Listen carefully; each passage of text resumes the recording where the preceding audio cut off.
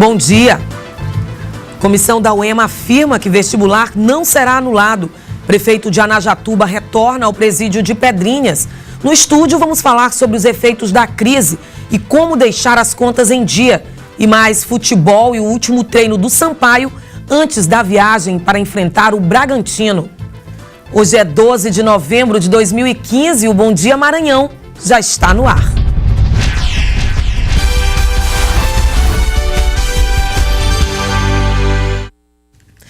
E o Maranhão já sente os impactos negativos da greve dos caminhoneiros, a desabastecimento de comida e também de combustíveis.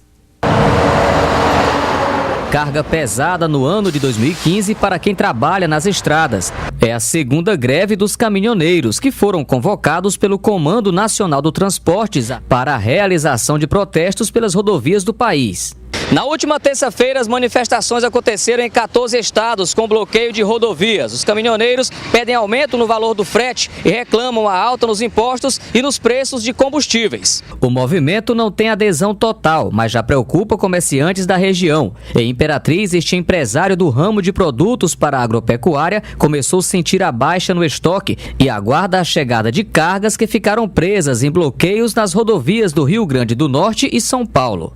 É preciso paciência. Às vezes são muitos produtos que são importantes para o nosso comércio e a gente ainda não recebeu. O caminhão está parado na estrada, o motorista não pode fazer nada porque a estrada está bloqueada. Então a gente tem que ter paciência, pedir para os clientes terem paciência para aguardar o momento que chegar o produto para a gente poder atender.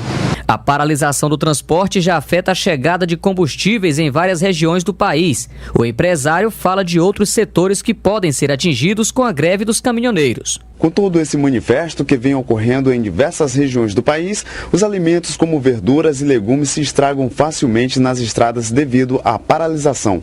O desperdício é bastante grande. Muitas das vezes, para não deixar estragar a carga, seu Gilvar se sente obrigado a distribuir os alimentos. Se nós parar, vai faltar tudo aí na feira.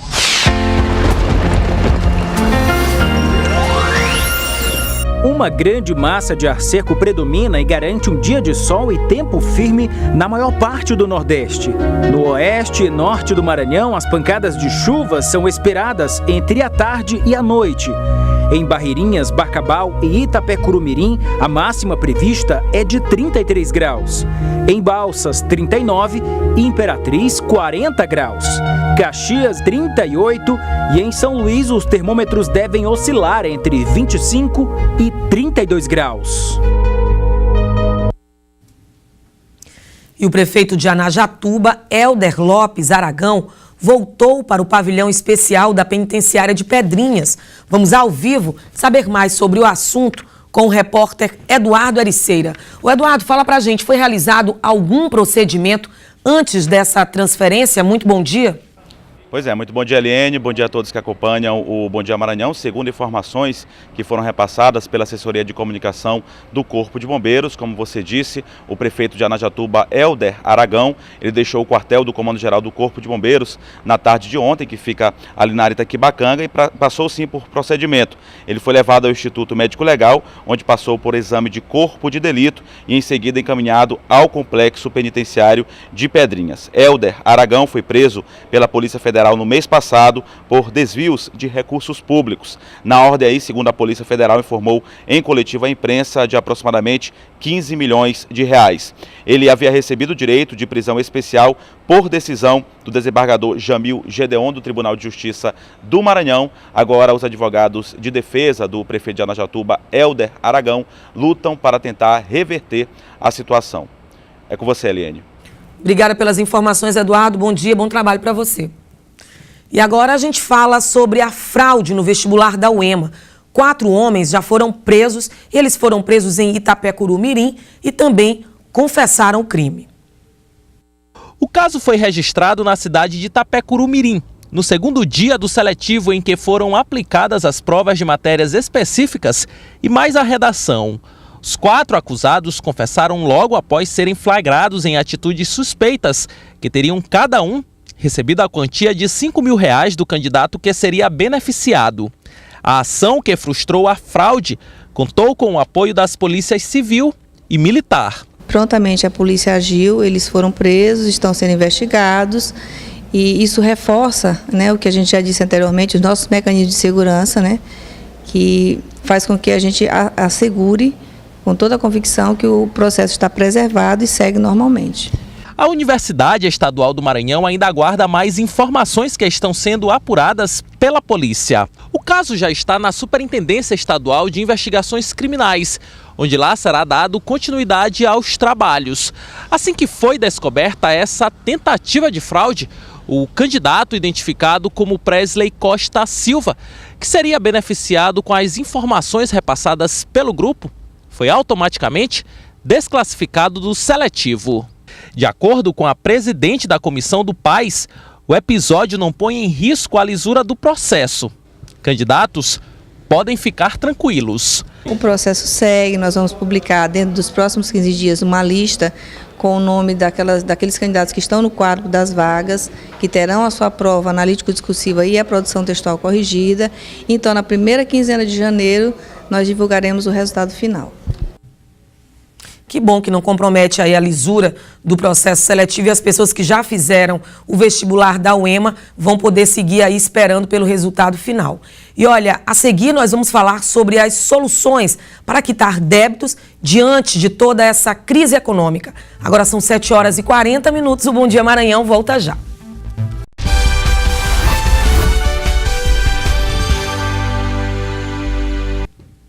E a gente volta falando de economia. A Bovespa teve alta de 1,86% aos 47.065 pontos.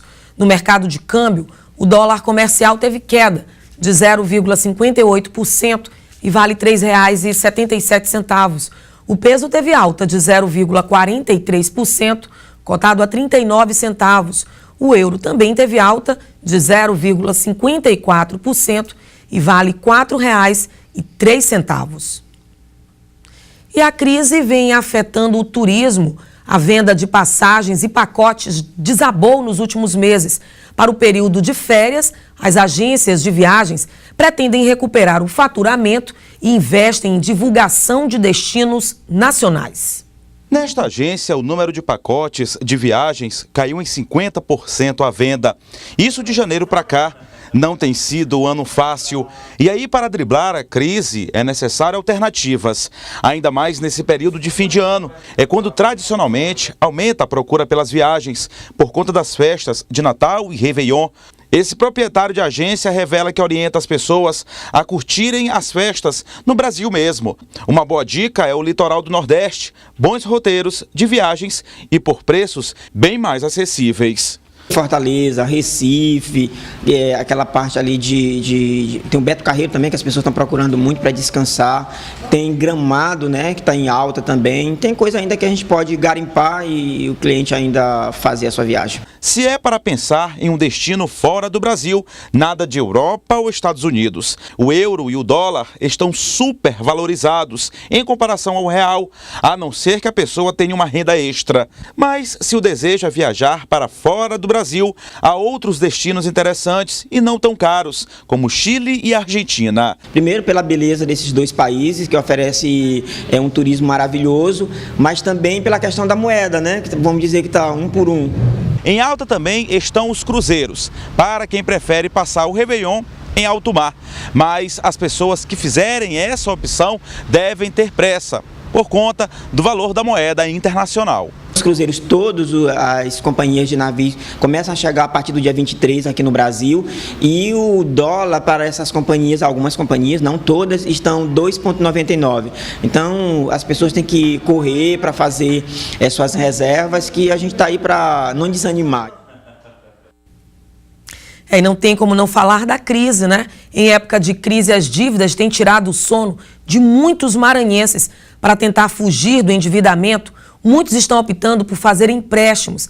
Mas será que essa é a melhor solução? Para responder esse e outros questionamentos, eu converso agora com o advogado, mestre em Direito Tributário e também economista, Samuel Melo. Bom dia, seja bem-vindo ao Bom Dia Maranhão. E aí a gente já começa mostrando uma reportagem que fala também dessa crise no setor turístico. Mas eu vou um pouco antes. Ontem à noite foi anunciado a mudança, né, do ministro da Fazenda. Isso de alguma forma pode trazer alguma mudança no cenário econômico, mudança positiva, por exemplo? Bom dia, telespectadores. É realmente o mundo econômico. Ontem teve a notícia de que é provável a saída do Joaquim Levy pelo Henrique Meirelles. É uma indicação do ex-presidente Lula, com a ideia de que o Meirelles teria melhores condições de concluir o ajuste fiscal e, ao mesmo tempo, acesso às instituições de risco, né, de grau de risco internacionais, e aí o panorama poderia mudar. Ocorre que a presidenta ainda está reticente, esperando fazer essa mudança no próximo ano, em virtude do recesso parlamentar, e aí seria uma mudança muito menos traumática com relação a isso. O outro aspecto é que estamos chegando ao fim do ano e as pessoas têm no 13º salário o último suspiro para poder manter as suas dívidas em controle. Ocorre que nós temos notícia de que o sistema financeiro, as empresas públicas estão renegociando a qualquer custo as dívidas. Logo, eu sugiro que o 13º seja resguardado e se procure negociar com menor custo, muito prazo, sem juros, sem correção. Procure outras alternativas e deixe o 13º guardadinho? Pelo menos para os bens de consumo direto, que é a alimentação. Por outro lado, também, São Paulo, por exemplo, está realizando uma feira de renegociações.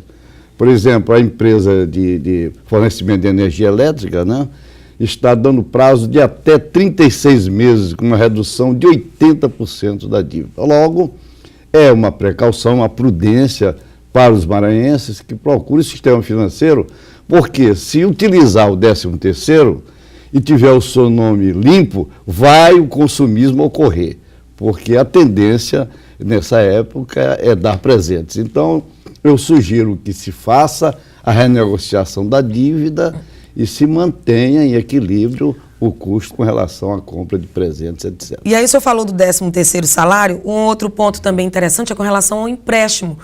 As pessoas, para pagar as dívidas, estão recorrendo aos empréstimos, alguns inclusive consignados. Qual a dica que o senhor dá para essas pessoas que de repente querem, não tiveram condições, por exemplo, de pagar uma conta muito alta, que ficou atrasada, ou de repente até mesmo o cartão de crédito, estão querendo pagar com o empréstimo consignado? É uma boa saída ou não?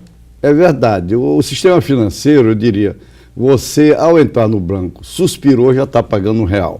De maneira que a pressão é tão grande do sistema financeiro que o governo federal aumentou o limite para as consignações para 35% da renda. Isso significa dizer que, apesar do juros ser convidativo em parte, né, até 2%, seria prudente verificar que antes de promover essa consignação, ter uma determinação onde aplicar o recurso proveniente da consignação. Nunca pensar em suprir com pagamento de dívida, porque aí você ficaria não só com a possibilidade de consumir mais, como também teria um comprometimento muito grande na sua renda mensal. Então, muita prudência. E outra coisa, os bancos oficiais oferecem para o consignado muito mais vantagem do que o sistema financeiro particular, ou seja, privado. Então, é preciso ter cautela com relação a isso, porque é convidativo essa consignação. E os bancos não perdem nada, porque vamos dizer, um investimento garantido, porque é repassado da repartição que você trabalha diretamente para o banco. Não é? Então, só para ficar claro, o empréstimo consignado seria mais interessante se fosse para algo urgente, emergente? Exatamente. Nós precisamos pensar no consumidor racional.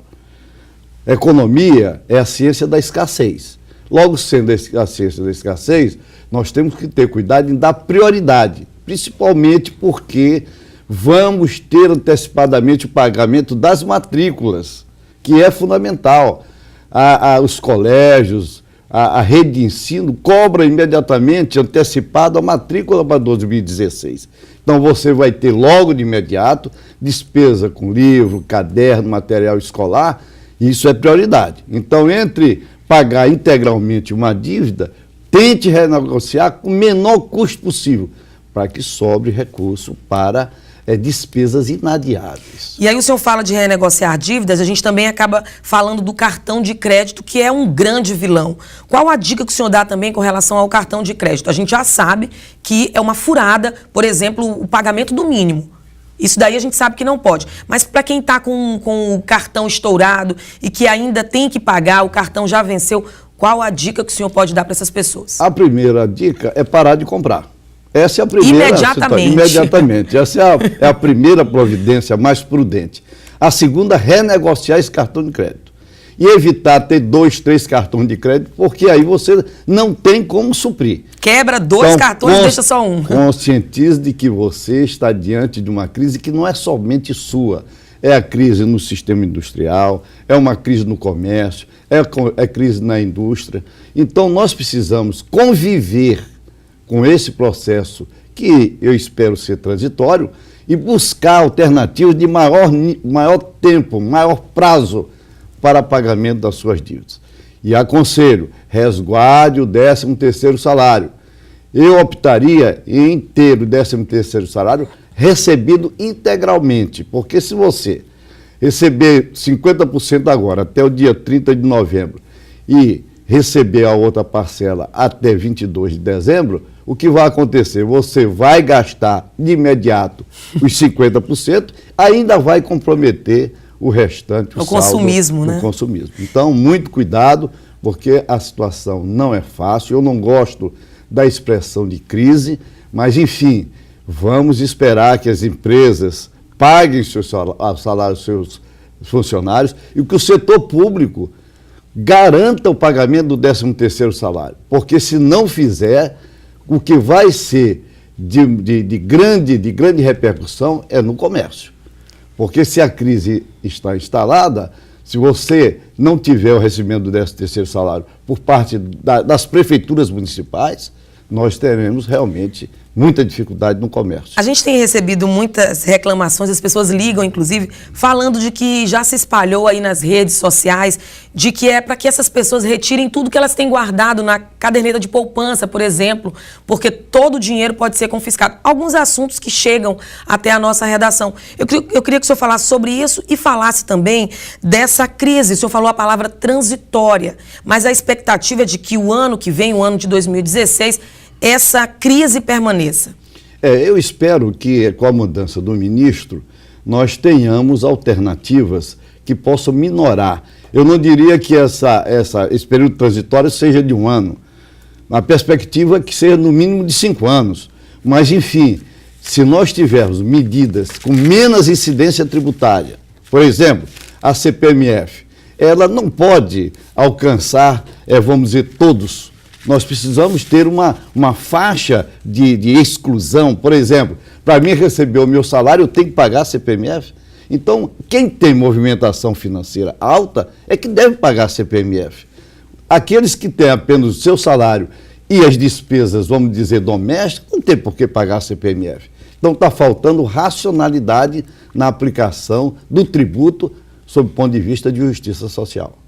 Ok, eu conversei com Samuel Melo, que é advogado, mestre em Direito Tributário e também economista. Muitíssimo obrigada pelos esclarecimentos. A gente vai ficar atento, sim, para começar 2016 suspirando, aliviado, né? Sem muitas dívidas. Esse é o nosso objetivo. Vamos cuidar da saúde e ter otimismo para o futuro. Otimismo sempre. Obrigada, viu? Bom dia.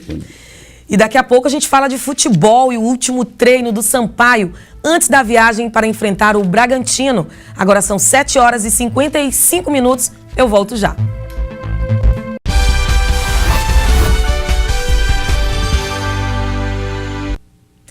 E por causa da má prestação nos serviços bancários no estado do Maranhão, o PROCON multou bancos em atuação no estado em mais de 20 milhões de reais. Entre as irregularidades constatadas estão ausência de informação ao consumidor publicidade enganosa, descumprimento de oferta e também irregularidades em empréstimos consignados, que foi o assunto, inclusive, da nossa entrevista ainda há pouco com o economista Samuel Melo.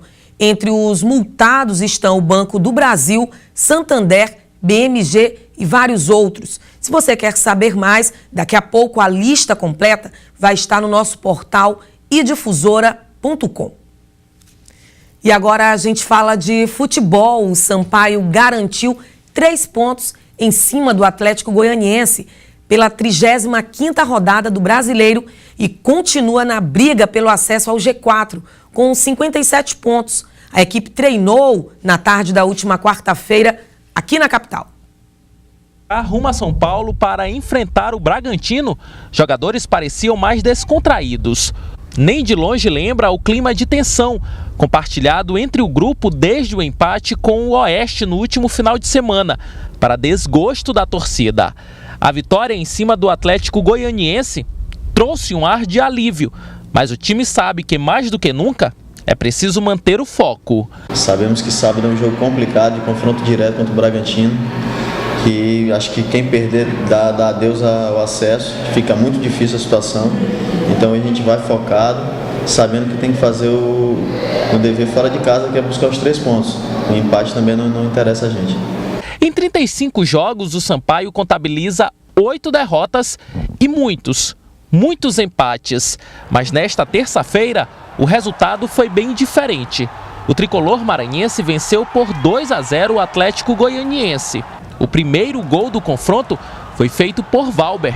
O meia já estava há algum tempo sem marcar. Tive a oportunidade, então nessa reta final, acho que é hora de todo mundo procurar fazer algo diferente e tendo a oportunidade, estar bem preparado ali para concluir da melhor maneira possível. Nessa etapa que é encarada como decisiva pelo Sampaio Corrêa, ou seja, agora é tudo ou nada, Léo Condé tem tido mais momentos assim. Na conversa com os jogadores, ele tenta depositar ao máximo a confiança que é necessária para que o elenco continue seguindo em frente e avançando no Campeonato Brasileiro. Realmente é passar confiança e mostrar que é possível. É claro que erros aconteceram e vai continuar acontecendo, né? Que é normal, mas nós temos que tentar minimizar. E olha só, as praias da capital recebem neste sábado e também no domingo o 4º Campeonato Maranhense de Kitesurf. A disputa é válida pela 2ª e 3ª etapa do 4º Campeonato Maranhense de Kitesurf e define pontos para o ranking estadual da modalidade. As provas acontecem na Praia do Meio e também na Praia de São Marcos, aqui em São Luís. As inscrições podem ser feitas até sexta-feira, antes do evento, durante o Congresso Técnico, na Associação do Ministério Público do Maranhão, a AMPEM. E olha só, você pode enviar mensagens para o nosso WhatsApp, que é o 99203-9439. Além disso, você pode também seguir o Instagram, @DifusoraTV. E o Bom Dia Maranhão termina agora. Outras notícias no portal idifusora.com. Até amanhã.